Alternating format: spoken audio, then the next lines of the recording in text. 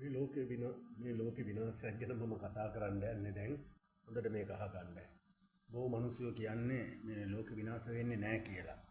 ඇත්තටම ලෝක විනාශ වෙනවා. මේ ලෝක විනාශ වෙනවා. මේ හැම දෙයක්ම විනාශ වෙනවා. බලාගෙන ඉන්න සියලු දේ විනාශ වෙනවා. මේ කොහොමද විනාශ වෙන්නේ? කවදද විනාශ වෙන්නේ කියන එකට මම දැන් ඔයාලට ලකුණු කියන්නම්. මේ ලකුණු ලැබිලා හරි භයානක ලකුණු තියෙන්නේ. මොකද ජාතියක් ජාතියකට විරුද්ධව නැගිටිනවා, රජයක් රජයකට විරුද්ධව නැගිටිනවා, නොයෙක් තැන්වල භූමිකම්පා, සාගත, වසංගත භයානක දේවල්, ප්‍රේමයේ හීන වෙනවා. අම්මා දරුවව මේ ගඟට දානවා, මුහුදට දානවා, බෙල්ල මෙරිකලා මරනවා, සහෝදරයා සහෝදරියව මරනවා, සහෝදරියව මරනවා, සහෝදරයව මරනවා. එතකොට දරුවෝ දෙමෝපියන්ව මරනවා, දෙමෝපියෝ දරුවන්ව මරනවා. එතකොට මේක මේ ගාවිනාවල පටන් ගන්න කියනවා. ඒ කියන්නේ ලතෝනිය දෙනවා. පවුල් පිටින් විනාශ වෙනවා, ලොකු ගිනි ජාලාවල් ඇති වෙනවා, භයානක ලෙස භයානක දේවල් සිද්ධ වෙනවා මේ ලෝකෙට. එතකොට මේ වගේ දේවල් සිද්ධ වෙගෙන එනකොට අපි දැනගන්න ඕන මේ ලෝකෙ විනාශ වෙන්නේ, මේ ලෝකෙ විනාශ වෙන්න ලකුණු ප්‍රේමයේ හීන වෙනවා, මනුස්සයන්ගේ ප්‍රේමයේ හීන වෙනවා. බිරිඳව පෙට්‍රෝලක් කරලා ගිනි තියනවා, ස්වාමි පුරුෂයාගේ බෙල්ල කපනවා බිරිඳ විසින්.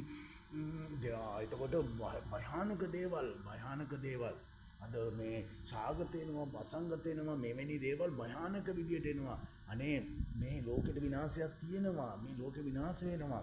මේ දෙවියන් වහන්සේ කිව්වා මේ ලෝකෙ විනාශ කරනවා කියලා. දේව වචනයක ඉතාම පැහැදිලිව කියනවා මේකෙන් ගැලවෙන්න බෑ කිසි කෙනෙකුට. කිසිම මනුස්සයෙකුට මේකෙන් ගැලවෙන්න බෑ. ලෝකෙට අනිවාර්යයෙන්ම විනාශයක් තියෙනවා. මේ විනාශ වේගන එනකොට ඔබ තේරුම් ගන්න මේ ලෝකෙට විනාශය මේ වගේ තමයි සිද්ධ වෙන්නේ.